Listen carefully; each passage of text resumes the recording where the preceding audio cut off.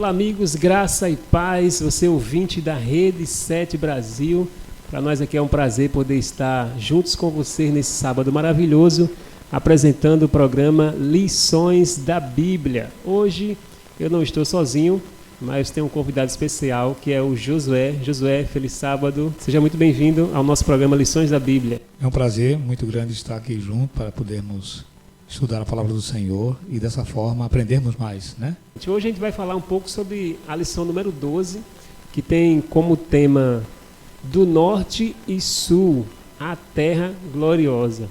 O texto de memorizar, o texto-chave está em Daniel 11 e o versículo 35, né, que diz assim: alguns dos sábios cairão para serem provados, purificados e embranquecidos até o tempo do fim, porque se dará ainda no tempo determinado. Está escrito em Daniel, capítulo 11 e o versículo 35. Josué, vamos orar para a gente iniciar o nosso estudo? Sim, vamos.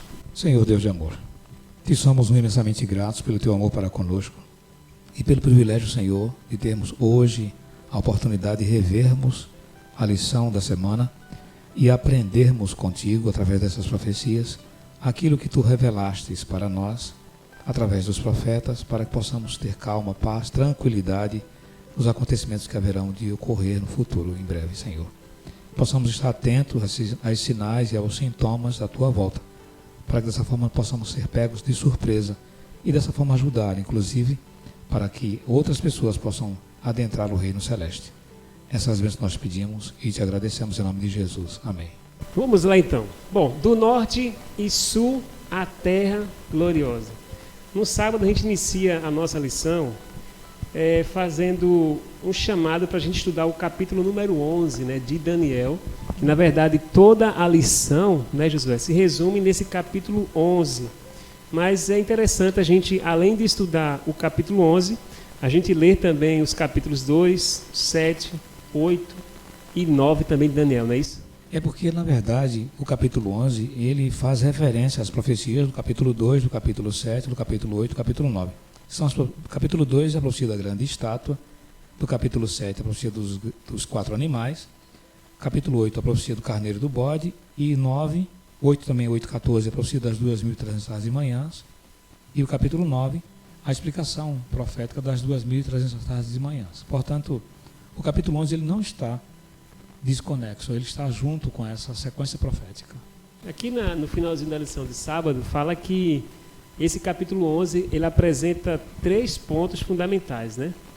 Primeiro, ele vai apresentar os reis persas, e discute o destino deles e o tempo do fim, quando aí o rei do norte ataca o Monte Santo de Deus. Em segundo lugar, há uma descrição de uma sucessão de batalhas entre o rei do norte e o rei do sul, e como essas lutas afetam o povo de Deus. E, por último, o capítulo conclui com um final feliz, quando o rei do norte encara a sua ruína por meio do glorioso Monte Santo. O interessante é que Deus mostra, através da profecia, o início, o meio e o fim dos acontecimentos proféticos, deixando o seu povo absolutamente tranquilo e esclarecido acerca dos eventos que haverão naquela época, que haveriam de acontecer, né? E hoje também, nós precisamos ter certo que a palavra profética ela nos deixa tranquilo com relação às coisas que estão ocorrendo e às que irão ocorrer. Outra coisa interessante também, Josué, é que a Bíblia não esconde que haveria essas guerras, né? Mas no final de todas essas guerras, teremos um final feliz. O interessante é isso. Deus vai se tornar vencedor no final de toda essa batalha, né? No grande conflito. Aqui no domingo a gente estuda aqui profecias sobre a Pérsia e a Grécia. Aí a primeira pergunta já pede para a gente ler aí os primeiros versos do capítulo 11, de 1 a 4, e eles nos perguntam aqui qual é a semelhança desses versos com algumas profecias anteriores apresentadas em Daniel. Veja bem, o capítulo 11, ele apresenta, a partir do versículo 2, o surgimento do Império Grego.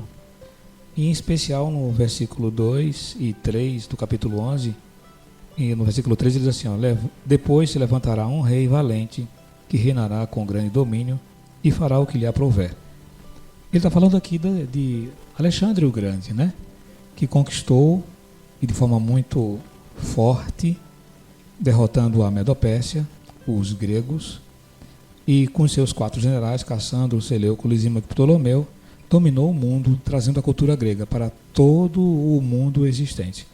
Portanto, a Bíblia estabelece o início do poderio grego, que aconteceu no ano 331, né, antes de Cristo, e que se estende até o ano 168, por volta da conquista de Roma, né, quando ela derroca o Império Grego, e se estabelece agora como domínio mundial. A Bíblia, então, estabelece de forma muito clara a sequência dos acontecimentos que a gente já viu em Daniel 2, em Daniel 7, em Daniel 8 e em Daniel 8 e 9. 8, 14 e 9. Não é difícil reconhecer que esse homem, como o senhor citou muito bem, é Alexandre o Grande, né? Como o poderoso rei que surge em Daniel 11, no versículo 13, né? Que ele vai se tornar o governante absoluto do mundo antigo. Aqui diz que aos 32 anos ele morre sem deixar nenhum herdeiro para governar o império. Isso mesmo. Com isso, esse reino ele é dividido. A história se divide, uns dizem que é 32, outros dizem que é 33 anos. Entretanto, o que aconteceu? Com a morte de Alexandre, e pelo que se diz, foi envenenado, uma febre estranha que ele sofreu e a seguir morreu, os seus 4 generais dividiram o mundo como uma laranja. A gente divide em 4 partes, né? Então ficou dessa forma. A Mesopotâmia ficou com os Ptolomeus, os Seleucos ficou com a Síria. Na verdade os Seleucos ficou com a Síria e a Mesopotâmia com os Ptolomeus e com o Egito. O Lisímaco ficou com a Trácia e parte da Ásia Menor, e Cassandro ficou com a Macedônia e a Grécia.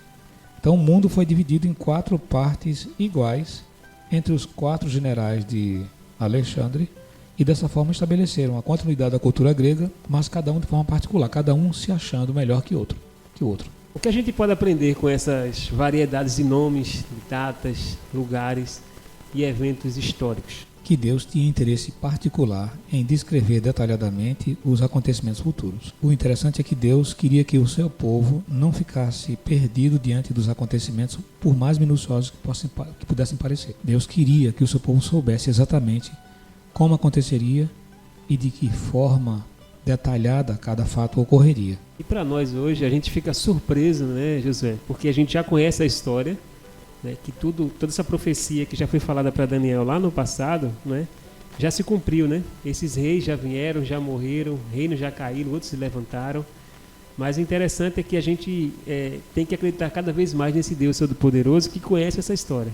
O interessante também, Carlos, é que muita coisa se cumpriu, mas outras estão se cumprindo e outras ainda se cumprirão. Se a gente olhar direitinho para o Daniel 2, nós estamos vivendo parte dela ainda.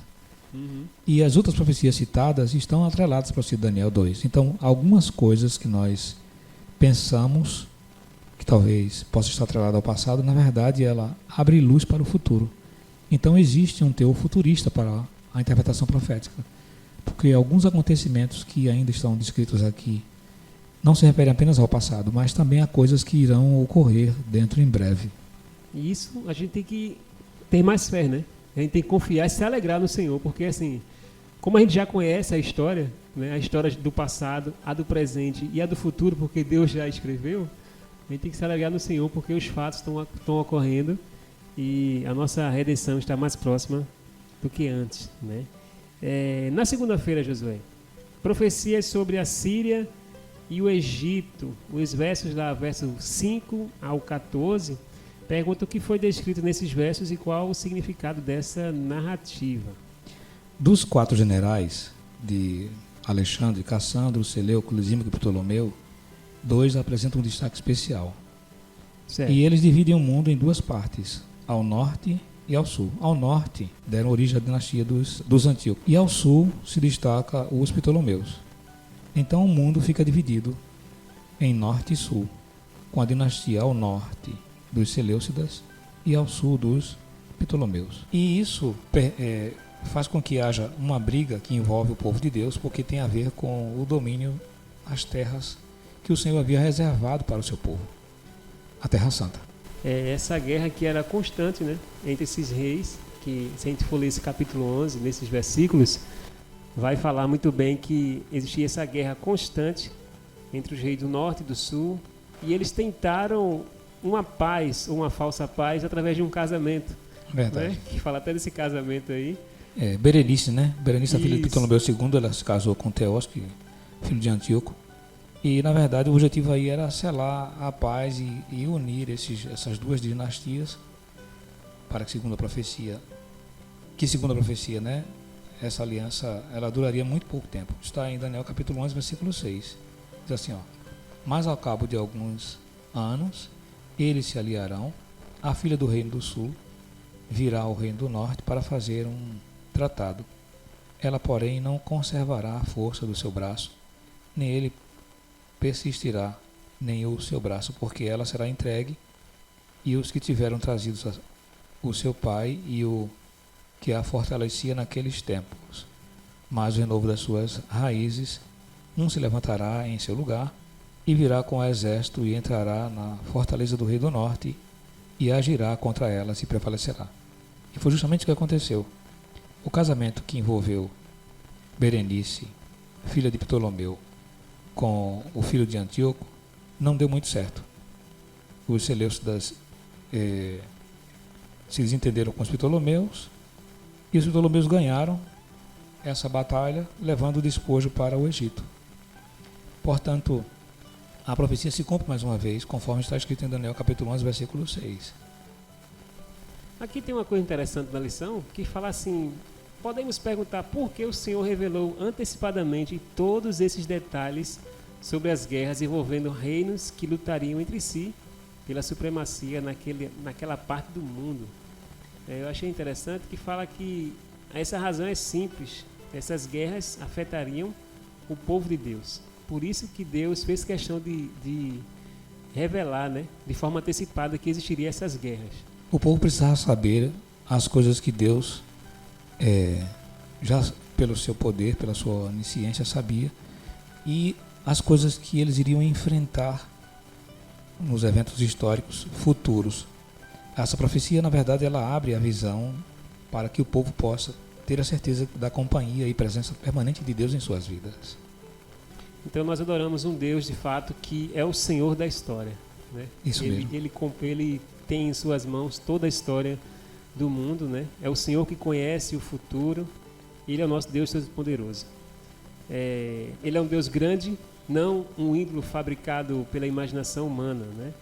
Ele não apenas dirige um curso dos eventos históricos, mas também pode dirigir também a minha vida e a sua vida, se nós permitirmos que Ele assim o faça. No finalzinho lá da lição de segunda-feira, tem um texto bem bacana também, que é Isaías capítulo 46 e o versículo 9 e 10, que eu achei bem interessante, que eu queria compartilhar com vocês também. Isaías 46 e o versículo 9 e 10, que a gente lê assim: lembrai-vos das coisas passadas da antiguidade, que eu sou Deus e não há outro, eu sou Deus e não há outro semelhante a mim. No versículo 10 nós lemos que desde o princípio anuncio o que há de acontecer, e desde a antiguidade as coisas que ainda não sucederam, que digo, o meu conselho permanecerá de pé, farei toda a minha vontade. Deus é um Deus zeloso, nosso Deus é zeloso, Ele é o nosso Criador, Ele é o Deus da vida. A apostasia, a adoração a outros deuses, isso tudo o deixa muito triste. E o livro sagrado enfatiza quem é o nosso Deus, a quem nós servimos. Ele faz questão de se mostrar presente em todos os eventos históricos.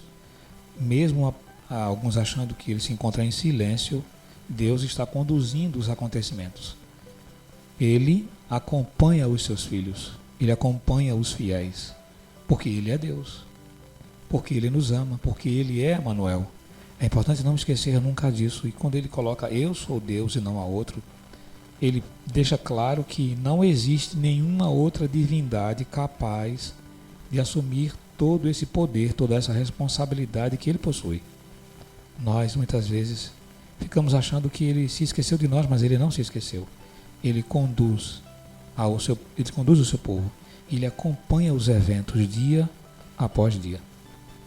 Você é um Deus poderoso, viu? É um Deus que não dorme, né? Um Deus que é eterno, né?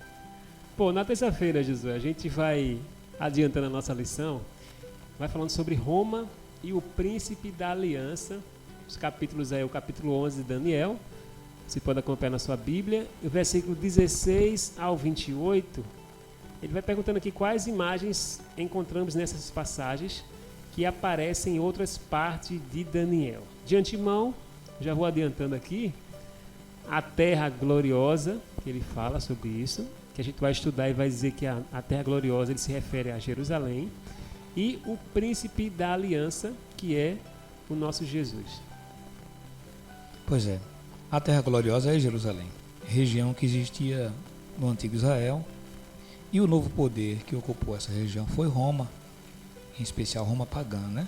A gente entende que houve uma sucessão de acontecimentos históricos e que terminaram a partir do surgimento da Ponta Pequena, a expansão para tomar a Terra Gloriosa.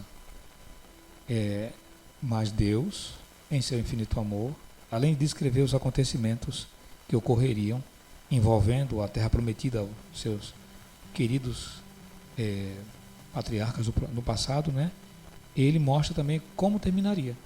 Então a gente vai ver, por exemplo, que Roma papal, que faz parte desse processo, teve seu poder estabelecido em um tempo, e Roma pagã também teve seu poder estabelecido num tempo. Roma pagã foi império mundial até 476 depois de Cristo. Então, do ano 168 até o ano 476, o imperador César Augusto, ele praticamente foi dominado pelos bárbaros, já não tinha mais poder nenhum efetivo, e foi apenas uma figura, um fantoche. Enquanto que Roma papal foi império, a gente pode assim chamar, né? Porque dominava os outros impérios, tinha força de império, até 1798, quando Berthier, general de Napoleão, aprisiona o Papa, que morre em cativeiro, e estabelece para sempre a perda do poderio que a Igreja possuía. Portanto, a profecia determina o tempo do início e o tempo do fim desses poderes que se insurgem contra os céus e que vão contra os ungidos do Senhor, contra as estrelas de Deus. Então é muito importante a gente saber que Deus não está dormindo, que Deus não está ausente, Ele está acompanhando o processo, Ele está vendo as profecias acontecerem, Ele está presente nos acontecimentos proféticos, e o seu povo que está lendo, que está se preparando, também não é pego de surpresa, também não é deixado à mercê do acaso. Uma coisa interessante sobre profecia, né? Fala que, de acordo com a profecia, esse governante seria sucedido, né, por um homem vil, né? Que fala aqui lá em Daniel 11, 21, fala sobre esse homem vil. E como mostra a história, Augusto ele foi sucedido por Tibério, que era seu filho adotivo, e Tibério era conhecido na história por ter sido um homem excêntrico e vil. Então, mais uma vez, a história se comprova de algo que Deus revelou para Daniel lá no passado, e no futuro a gente pode ter esse fato concretizado, né? Então, esse homem vil que falou na história em Daniel 11, versículo 21, a gente pode entender que era o Tibério, né, que assumiu aí. Um fato ainda mais importante é que, de acordo com o texto bíblico, durante o reinado de Tibério, o príncipe da aliança seria quebrado, que lá no versículo 22. E isso claramente se refere à crucificação de Cristo.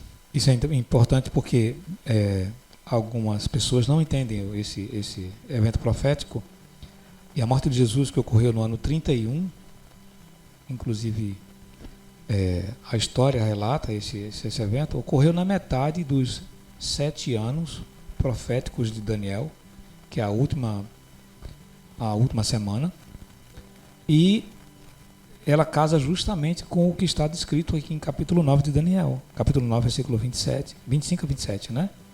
O príncipe da aliança seria sacrificado, e foi justamente na metade dessa semana, no ano 31, que Jesus foi batizado aproximadamente no ano 27, morre no ano 31, e essa semana termina no ano 34 com o apedrejamento de Estevão. Então, esse período profético ele é absolutamente claro dentro do livro de Daniel, estabelece a morte de Jesus, estabelece justamente a questão do reinado de Tibério, e mostra mais uma vez o cumprimento profético e a diretriz do Senhor para o seu povo sendo cumprida. Ou seja, nada do que aconteceu foi em vão, foi debalde ou por acaso. Tudo estava perfeitamente determinado, profetizado. para que nós pudéssemos entender as coisas que iriam acontecer, que estão acontecendo e que vão acontecer, para que o povo de Deus não ficasse absolutamente cego ou no escuro. Quem não entende as profecias fica cego e no escuro. Eu anotei aqui, nesse comentário sobre o ungido e o príncipe, que Deus ele já sabia, né? O plano da salvação era perfeito. Deus já sabia, Jesus vai nascer em tal dia. A onisciência. Jesus teve dia e hora para nascer, dia e hora para morrer. Quer dizer, isso é impressionante, José. Estava tudo estabelecido na profecia e ela se cumpriu exatamente, inclusive com relação ao tempo do fim, porque parte dessa profecia, com a morte de Jesus e inclusive com a morte de Estevão, no ano 34 depois de Cristo, inicia-se um período escuro que vai culminar no apogeu dessa profecia, que é o início do tempo do fim, que é quando justamente as forças de oposição às estrelas dos céus e ao reino de Deus, conforme está escrito em Daniel 7:25, que se insurgiria contra os céus e mudaria os tempos e a lei, ela seria derrocada, elas seriam derrubadas, elas estagnariam, como aconteceu lá em 1798. Portanto, todos os acontecimentos que estavam para ocorrer aconteceram exatamente no tempo certo, no dia certo e na hora certa. A gente encerra aqui na lição da terça-feira dizendo que se Deus teve razão a respeito de tudo o que ocorreu antes em cumprimento dessas profecias, nós podemos também certamente confiar em suas declarações quanto ao que vai ocorrer no futuro e que já está escrito também. Pois é, o futuro está escrito, nós não sabemos. Nós não sabemos que dia será, por exemplo, a volta do Senhor Jesus, como será, a Bíblia revela. E ela dá detalhes através dos sinais que ele deixou muito claro no livro de Mateus, no capítulo 24. Então nós podemos, a partir desses sinais, como os que nós estamos vivendo hoje, entender que é como as dores de uma mulher grávida, as dores de parto, as contrações de uma mulher grávida. Duas características interessantes com relação a essa questão das contrações de uma mulher grávida. A intensidade das dores e a frequência das dores determinam o nascimento da criança.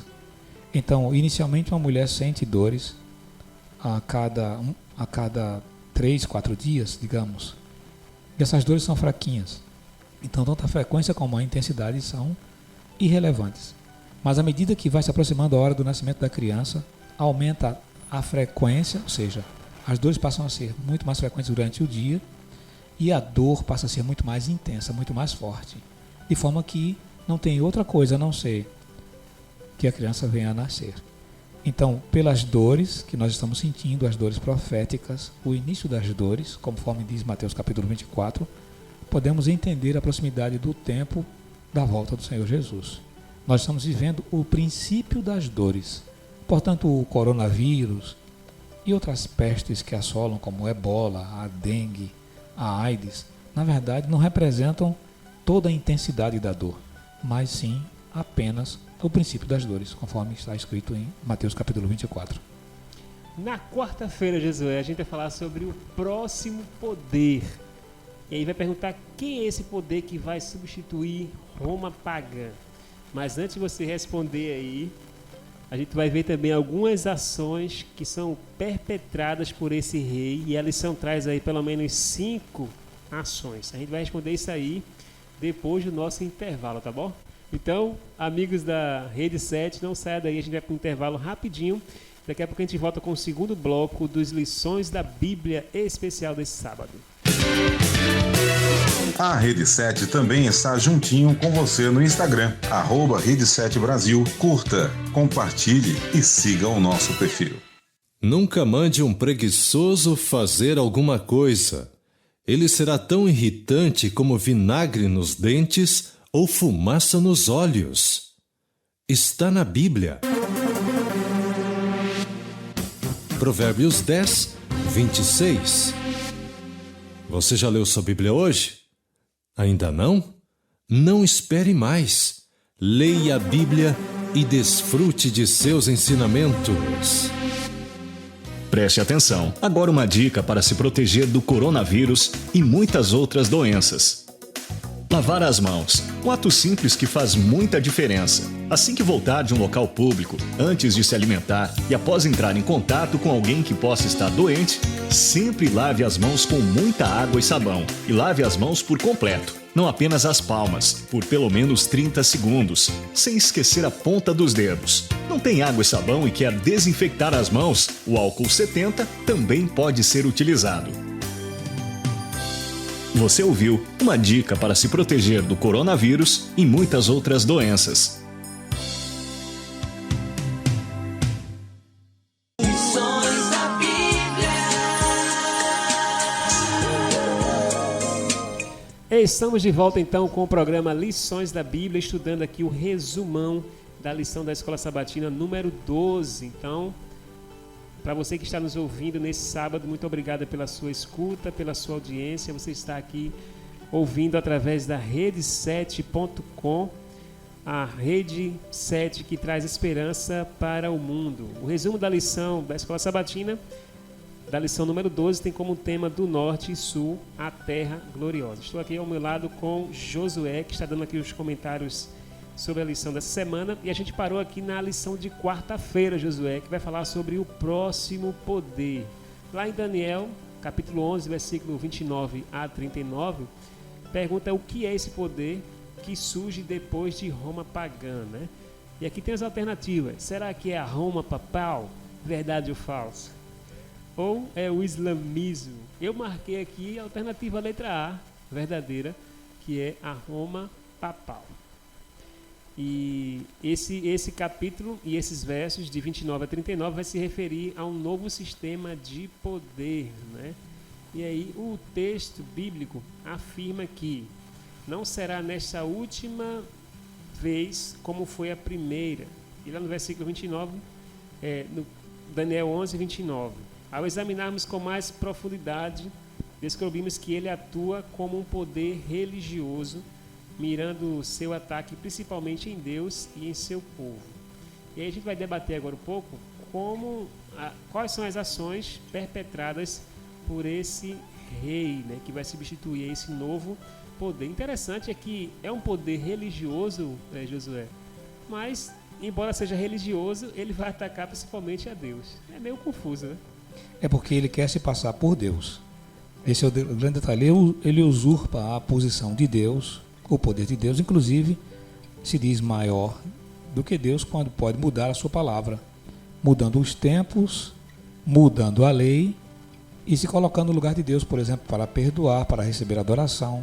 Ele insulta o Senhor, insulta seus santos e persegue aqueles que não reconhecem esse falso poder, entendeu, né? E é um ataque sutil, né? Porque assim, por ser religioso, as pessoas falam assim, Deus está presente, né? Mas ele substitui Deus e se diz representante do próprio Deus, né? Pois é, essa sutileza, na verdade, é uma sutileza do mal, e ela envolve aqueles que são desavisados, aqueles que não conhecem a palavra do Senhor, nem entendem as profecias.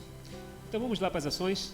E primeiro, esse poder ele se indignaria contra a Santa Aliança. Pois é, essa referência da aliança está diretamente voltada para o plano da salvação do Senhor, que ele estabeleceu a princípio. Então, o poder das trevas, esse poder de Roma papal, se insurge contra a aliança de Deus, estabelecendo um outro plano, que é contrário ao plano da salvação estabelecido pelo próprio Deus, um plano bíblico. Aí na segunda ação fala que esse rei produziria forças que profanariam o santuário e tirariam o sacrifício diário. Pois é, o chifre pequeno também, como é chamado esse poder da ponta pequena, né? Esse poder de Roma papal, na verdade ele procura derrubar desde muito tempo os sacrifícios que foram estabelecidos por Deus como sacrifício diário. Está escrito lá em Daniel capítulo 8, versículo 11, e tenta estabelecer dessa forma uma adoração voltada para os costumes, para as tradições de uma determinada igreja, que foge do princípio da fé real e verdadeira da Bíblia. Então, estabelece adoração a outros deuses, estabelece adoração a imagens de escultura, estabelecem reconhecimento de forças que não são explicitadas pela Bíblia como sendo verdadeiras e poderosas, dá a homens poderes de Deus para perdoar pecados, entre outras coisas. Entendeu? Portanto, esse segundo ponto que tiraria o sacrifício diário, na verdade, ele levanta-se contra tudo que é santo e contra tudo que foi estabelecido pela Bíblia como sendo necessário e fundamental para vivermos como cristãos. A terceira ação, como consequência de seu ataque ao santuário, esse poder estabelece a abominação desoladora no templo de Deus. Daniel 11:31. A abominação desoladora, na verdade, ela cometida pelo chifre pequeno, é a associação do santo e do profano. É juntar o santo, aquilo que deve ser dado para Deus, porque nosso Deus é digno de honra, glória e louvor. E no lugar de Deus, a gente dá a adoração a outro Deus, um Deus menor. Entendeu? Não merece honra, nem glória e nem louvor. Misturar santo e profano, colocar no mesmo lugar, como o Antíoco fez, né? Antíoco Epifânio fez. Colocar no altar de sacrifício do Senhor a adoração, aquilo que não merece adoração. E isso foi feito através do paganismo, isso foi feito através do misticismo, isso foi feito através do afastamento do que é correto, dos princípios do Senhor, adicionando-se assim de forma rebelde a adoração a outros seres e criaturas que são, na verdade, homens e mulheres como eu e você. Então, juntar o santo e profano é atentar contra o poder e a glória de Deus. Entendeu? Hoje a gente tem que ter esse cuidado também, né, Josué? Sim. Para a gente não misturar as coisas, né? O que inclusive, é santo e o que é profano. Né? Inclusive, sim, nenhuma pessoa é digna de honra, glória e louvor. Nenhuma pessoa. Todos somos mortais. Por mais que alguém se destaque na bondade, na misericórdia, na ajuda ao próximo, essa pessoa ela é digna de ser reconhecida como um humano memorável, mas não digno de adoração, não digno de louvor, não digno de veneração. Somente Deus é digno de veneração, honra, glória e louvor. Quarta ação desse poder, ele vai perseguir o povo de Deus. E aí tem um verso que fala assim: alguns dos sábios cairão para serem provados, purificados, embranquecidos até o tempo do fim. Daniel 11:35. É a artimanha do inimigo. Ao tentar atingir Deus dessa forma, ele persegue os filhos do Senhor, os santos de Deus. É como se eu tentasse de alguma forma atingir alguém muito forte, batendo nos seus filhos menores. Então o inimigo usa essa artimanha, essa arma, ele tenta atingir a Deus, perseguindo e maltratando os seus filhos, os seus santos. Então, a perseguição aos santos ocorreu no passado, ainda ocorre hoje, mas ela ocorrerá com muito mais intensidade no futuro. Ela faz parte também dos sinais e sintomas das dores de parto da mulher prestes a dar à luz. Os sinais que antecedem a volta de Jesus. Entendeu? Portanto, os santos precisam se preparar que em breve essa perseguição ocorrerá. Não tem para onde correr, né? Não, é profética. Como as coisas que foram profetizadas no passado aconteceram, a perseguição que está assinalada para ocorrer no futuro aos santos de Deus ocorrerá também. Para que Jesus volte, é necessário que os sinais aconteçam, né? Isso mesmo. Quinto e último ponto, outra ação interessante, é que esse rei vai se levantaria e se engrandeceria, né, sobre todo Deus, contra o Deus dos deuses, né, e falaria coisas incríveis. Daniel 11:36. Esse Daniel 11:36, ele culmina com Daniel 7:25, né, e proferirá palavras contra o Altíssimo, e pisará os santos do Altíssimo, e cuidará de mudar os tempos e a lei. É natural que aquele que queira usurpar a posição de Deus queira ser aceito como Deus, e para isso ele se levanta contra qualquer um que não aceite esse processo, esse procedimento. E então, dessa forma, ele perseguirá, se engrandecerá e pela força tentará se equiparar a Deus. Mas ele também será derrubado, tem o seu tempo para passar. Então, como passou Roma pagã, passará também Roma papal. Na quinta-feira a gente vai falar sobre os eventos finais. E aí o que ocorre em Daniel 11, capítulo 11, versículo 40 e 45, tem uma alternativa aqui para a gente dizer qual é a certa e qual é a errada, né? A alternativa A fala assim, que no fim o rei do norte é derrotado e não há quem o socorra, né? Essa é a alternativa correta, né? Então as expressões aí a seguir nos ajudam a compreender o texto de hoje. Tempo do fim, que é a expressão tempo do fim, aparece apenas em Daniel. Aí tem aqui os versos capítulo 8, 17, 11, 35, versículo 40, capítulo 12, versículo 4 e 9. O exame das profecias de Daniel indica que o tempo do fim se estende da queda do papado, isso em 1798, até a ressurreição dos mortos em Daniel 12. É importante entender que essa questão que envolve o Rei do Norte e o Rei do Sul, ela é muito presente hoje. A gente entende que no passado o poderio papal foi até 1798, mas a Bíblia diz que ele será restaurado. A ferida mortal será curada. Essa herança papal, na verdade, que envolveu até 1798, que tem a ver com o Reino do Norte. Eu quero lembrar vocês que o Reino do Norte foi fortalecido pelos Seleucidas e o Reino do Sul pelos Ptolomeus, pegou o Egito, né? Tudo mais. Dá origem, na verdade, a duas grandes forças que hoje ainda dominam o mundo. Roma papal, e aí entra a apostasia, e ao sul, isso é o norte, né? E ao sul nós temos o ateísmo, a filosofia ateia, que faz com que o mundo viva essa grande dicotomia. A apostasia, aquilo que é santo e verdadeiro, e a negação de Deus como sendo o Deus Todo-Poderoso e Criador. Então nós temos essa dicotomia que hoje reina no mundo e que domina os centros europeus, os centros de filosofia universitários e a filosofia religiosa, ela está embutida em muitas filosofias religiosas, as pessoas não sabem, mas elas estão. Pelo desconhecimento profético e pelo desconhecimento do que está escrito em Daniel, muitas igrejas, muitas pessoas sofrem e terminam aderindo ou os Seleucidas ao norte, ou a filosofia dos Ptolomeus ao sul, ou ao paganismo, ou ao ateísmo. Porque, veja só, algumas pessoas, como é que surge o ateísmo? Elas imaginam, Deus é aquele provedor, é aquele que dá todas as coisas. Aí quando Deus não dá da forma como eles querem, logo ele não existe. Então está muito vigente hoje essa questão do ateísmo, porque as pessoas elas imaginam Deus como sendo alguém ou algo, uma força capaz de estar o tempo todo dando para eles tudo aquilo que eles querem, como se fossem filhos rebeldes e que quisessem o tempo todo presentes e os seus pais os enchem de presentes.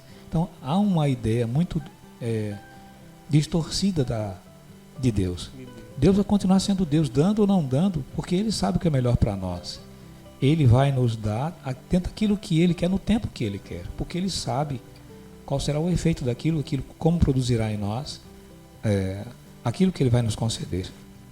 E quanto à questão da apostasia, ela substitui a adoração ao verdadeiro Deus, porque ela coloca homens como sendo criaturas dignas de adoração, ela coloca seres inanimados como sendo capazes de serem adorados, e dessa forma ela também foge ao princípio real da Bíblia e foge também da inspiração profética. Portanto, a gente vive essa dicotomia hoje no mundo, infelizmente. Essa questão da idolatria, né, do ateísmo, né, e da profanação ao nome de Deus, né, é a mesma questão do chifre, né, de Roma papal, que atinge sempre a Deus, né, que foge do homem ser salvo através de Deus, né. Então ele arruma outros meios, outros caminhos. Na verdade só existe um caminho para a salvação, que é o próprio Jesus, né. Então ele tenta tirar você e eu de Deus, né, da salvação. Então ele tenta dizer assim, você não acredita mais em Deus, seja ateu, né, ou viva a sua religião, mas de forma profana, adorando outras pessoas, né? Não é só Jesus que merece ser adoração, mas os homens também precisam ser adorados também. Então tudo isso ele afasta através do engano, né? Inclusive o seguinte, olha, a única ponte entre Deus e o homem é Jesus. E Jesus homem, porque ele se tornou homem, e como nós, ele sentiu as dores que nós sentimos, sofreu o sofrimento que nós sofremos e morreu e ressuscitou, porque venceu a morte. Então a única ponte não é nenhum santo. Não pode ser ninguém entre Deus e o homem, é só Jesus. E é colocado um santo para intermediar, um santo para servir de ponte. E na verdade isso foge ao sagrado, foge ao que está escrito. Em lugar nenhum da Bíblia estabelece isso. A gente precisa entender que esses homens, todos eles, aguardam, ou mulheres, amanhã da ressurreição dos santos. Eles não estão no céu, porque não foram para o céu. A Bíblia diz que após a morte segue juízo, Hebreus 9, 27. Portanto, todos aguardam amanhã da ressurreição, aguardam a volta de Jesus para receberem a sua recompensa. Quem está à direita do Todo-Poderoso é Jesus. Esse intercede por nós. E não há salvação em nenhum outro nome dado entre os homens pelo qual devemos ser salvos. Só Jesus. Aqui no finalzinho da lição de quinta-feira, fala que o glorioso Monte Santo, que nos tempos antigos do Antigo Testamento, essa expressão se referia sempre a Sião, né, que é a capital e centro de Israel. Geograficamente, ele está localizada na terra prometida. Depois da cruz, o povo de Deus não é mais definido segundo linhas étnicas e geográficas. Portanto, o Monte Santo deve ser uma designação simbólica do povo de Deus espalhado pelo mundo. E mais ainda, do povo de Deus que será glorificado, do povo de Deus será salvo, que independe da questão geográfica, que independe da questão da etnia, conforme eu falar, do seu idioma. O povo de Deus que é invisível, né, e que está em todo o lugar da terra. Esse povo será glorificado. Nós vivemos hoje um momento de luta, um momento de acontecimento profético, mas haverá um momento de glória. Essa Sião, ela estará presente no glorioso monte do Senhor, que será o dia da recompensa dos santos. E aqui encerrando a quinta-feira, fala que talvez possamos interpretar os acontecimentos dessa maneira. E aqui tem 4 tópicos interessantes, Josué. Primeiro o rei do sul ataca o rei do norte. O casamento não deu certo, né, de Berenice, né? E aí terminou na discussão e o ataque um ao outro. Mas isso aí pode estar também se referindo à Revolução Francesa, que tentou, de alguma forma, erradicar a religião. Nessa época, tentou derrotar o papado, queimou muitas Bíblias, mas falhou. Eles acreditavam que em alguns anos não haveria mais Bíblia nenhuma. E o lugar onde eles queimaram muitas Bíblias hoje são instituições que produzem Bíblia na Europa. Portanto, falhou. Deu tudo errado, né? Segundo tópico aqui, o rei do norte ataca e derrota o rei do sul. Pois é. As forças da religião lideradas pelo papado também e seus aliados acabaram vencendo as forças do ateísmo e formarão uma colisão com o inimigo derrotado. Na verdade, em pouco tempo nós teremos uma associação de forças que vão se unir para tentar derrotar o povo do Senhor. Isso é profético também. Tudo profecia, né? É. Aqui, o terceiro tópico fala que Edom, Moabe e o notável povo de Amon escaparão. Pois é, esses filhos aí são os filhos de Ló, né? E como estão citados nos versos. Na verdade, quer dizer que alguns dos que são contados entre o povo verdadeiro de Deus se juntarão ao aprisco da última hora. Então, haverá um chamamento final, para que, a partir desse chamamento, o povo seja muito bem separado entre cabritos e ovelhas, entre salvos e não salvos. Então, Deus fará esse chamamento. Em Apocalipse capítulo 18, versículo 4, ele diz, né, sai dela, povo meu, para que não seja participante dos seus pecados, nem corra em suas pragas. Então, haverá um chamamento final para que um povo santo seja formado por outros povos que aparentemente estão sendo enganados e aceitarão a verdade. Então a gente vai ter muita surpresa, então, né? Pode ser isso, né? Isso mesmo. Pessoas que nesse exato momento não estão em nosso meio, mas no tempo do fim, no chamado final, eles vão estar entre os selecionados para a salvação. Nós teremos 3 surpresas no céu, 3 grandes surpresas. 3 surpresas? A primeira está no céu, né? E eu estar lá já é uma grande surpresa. A segunda é procurar algumas pessoas que nós julgávamos que estariam e elas não estarão. Não estão. E a terceira é encontrar pessoas que nós imaginávamos que jamais estarão. Está lá. Então, A gente julga geralmente pela aparência algumas pessoas que nós imaginávamos que jamais seriam salvas e teriam lugar no céu. Mas nós encontraremos essas pessoas no céu, se nós formos para o céu também, né? Porque para a gente ir para o céu a gente não pode julgar ninguém. Começa por aí, né? Então, quer dizer, que aquelas pessoas que a gente imagina que estariam no céu e não estão, já é uma decepção pra gente. Já. Cadê fulano? Não tá aqui. Ué, que coisa. Outra coisa interessante algumas pessoas imaginam o seguinte: eu sirvo ao Senhor há muitos anos, 50 anos, 100 anos, então eu vou merecer um lugar de glória e de honra, vou ter um destaque maior. Enquanto que outro aceitou Jesus poucos segundos antes de morrer. Aceitou Jesus, expirou e morreu. A recompensa para os dois será a mesma. Amém. Então pode viver servindo ao Senhor 200 anos e pode ter servido ao Senhor durante alguns segundos. Não importa para o Senhor, o que importa é que sirva a Ele.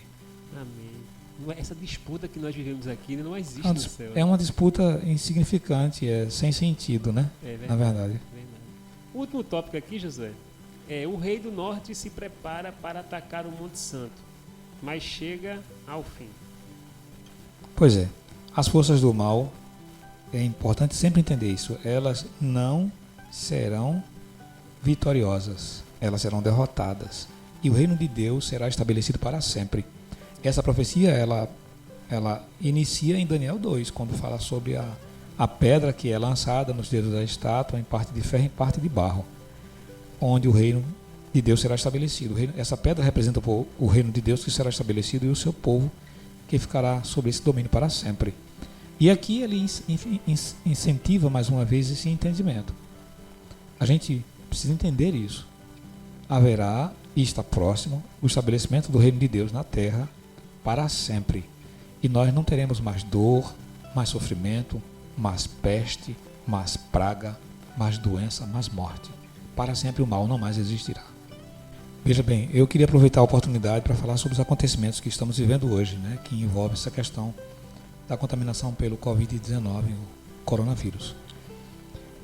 Muita gente tem passado a orar mais, achando que esse é o grande sinal da volta de Jesus. Esse é um dos sinais da volta de Jesus, e não é o maior. Haverá outros sinais. Eu não estou aqui sendo profeta maldito, nem boca maldita para anunciar coisas ruins que vão ocorrer, mas está previsto na Bíblia que, como esse, outros sinais acontecerão. O povo de Deus, a partir da leitura da profecia de Daniel 11, Daniel 12 e dos capítulos que nós vimos, capítulo 2, capítulo 7, capítulo 8, capítulo 9, capítulo 11, como já foi falado, nós temos a visão das coisas que dentro em breve hão de acontecer. Deus, em seu infinito amor, revela os acontecimentos proféticos. Em Amós 3,7 diz assim: certamente o Senhor Deus não fará coisa alguma sem primeiro revelar o seu segredo aos seus servos, os profetas. O Senhor, nosso Deus, é um Deus de amor. Ele nos ama. E Ele tem mostrado para nós esses acontecimentos para que fiquemos tranquilos, não desesperados. Não há razão para entrarmos em pânico. Não há razão para acharmos que Deus se esqueceu de nós. Não há razão para ficar clamando e pedindo que Deus venha e intervenha. São acontecimentos proféticos que vão ocorrer no tempo e no seu tempo onde terminar. E outros acontecimentos sucederão, como aconteceram no passado, até a sua volta. O que nós podemos fazer é levantar nossas cabeças, exultar e nos alegrar, porque a nossa salvação se aproxima. Amém. Então estamos nessa batalha universal com o objetivo de conquistar. Essa batalha é o objetivo de conquistar o coração e a mente dos seres humanos. Só que nessa batalha, Josué, não existe neutralidade. A gente tem que escolher de que lado a gente está. Se do lado do bem ou do lado do mal. A gente já entende que o lado do bem, o lado que está com Deus é que vai sair vencedor, né? Então cabe a nós hoje, como cristãos, como servos dele, decidir hoje que estamos ao lado de Deus e descansar nele, né? Sabendo que ele é vencedor e que ele vai fazer seu povo vencer, né? Então, ao olhar para a história, ao olhar para os tempos no qual nós estamos vivendo, como o senhor mesmo falou, não criemos pânico, né? Mas possamos confiar em Deus. No livro de Isaías, no capítulo 1, eu queria concluir minha fala apresentando esse texto. E nos versículos 2, 3 e 4 está escrito assim: ouve, ó céus, E dá ouvidos, ó terra, pois falou o Senhor. Criei filhos e os engrandeci, mas eles se rebelaram contra mim. O boi conhece o seu possuidor e o jumento a manjedoura do seu dono. Mas Israel não tem conhecimento, o meu povo não me entende. Ai da nação pecadora, do povo carregado de iniquidade, da descendência de malignos, dos filhos corruptos, deixaram o Senhor, blasfemaram o Santo de Israel e voltaram para trás. Deus tem a intenção de ser conhecido pelo seu povo. E ele se revelou através do seu Filho. E havendo no passado se revelado através dos profetas, ele mostra que a sua intenção sempre é de se revelar ao homem. O interesse de Deus é habitar no meio de nós, daí o nome Emanuel. É de estar o tempo todo em contato com o homem, mostrando para o homem o caminho. Esse é o caminho, andai nele, quando os desviados para a direita ou para a esquerda. Ouve aos céus e dá ouvidos à terra, né? O Senhor chama a natureza como testemunha. Os céus estão hoje por testemunha contra ti, que por diante de ti a vida e a morte, a bênção e a maldição. Deus quer estar sempre em contato conosco. Ao lermos a Bíblia, ao vermos acontecimentos proféticos, ao estudarmos as profecias, não façamos para desespero, nem para desespero nosso, nem para desespero de ninguém. As palavras proféticas são boas-vindas, são o Evangelho de Deus. Precisamos pregar essa mensagem, anunciando assim a sua volta, a sua brevidade. Vivemos num tempo em que muitos gostariam de estar, que é o fim de todas as coisas. Em breve estaremos vendo o rosto do nosso Salvador face a face. Não vai demorar não. Está muito perto. Amém. Josué, obrigado então pela sua participação no Lições da Bíblia, especial desse sábado. Que Deus continue te abençoando, te dando sabedoria. E foi um prazer ter você conosco nessa manhã de sábado, compartilhando as experiências da lição da Escola Sabatina. Muito obrigado, eu que agradeço. A gente sempre aprende cada vez que a gente estuda, porque a palavra do Senhor se renova a cada manhã, né? Amém. Então a gente vai orar para a gente encerrar, tá bom? Ok. Senhor Deus de amor, muito obrigado pelos esclarecimentos. Muito obrigado por tua palavra. Muito obrigado, Senhor, por nos prepararem para a tua volta. Fica conosco, com todos aqueles que ouvem essa rádio agora, Pai. Que suas famílias sejam abençoadas. Que eles possam ter confiança e descansar em Ti. Porque confiam em Ti. Em nome de Jesus nós te agradecemos. Amém. Agradecemos então a você, querido ouvinte da Rede 7, por ter ficado conosco. Espero que você tenha aprendido bastante esse breve resumo que nós fizemos aqui da lição da Escola Sabatina. Que Deus continue te abençoando e fica ligadinho na Rede 7, porque a programação aqui não para. Feliz sábado a todos, fique com Deus. Tchau, tchau, pessoal. Até mais. Acabamos de apresentar Lições da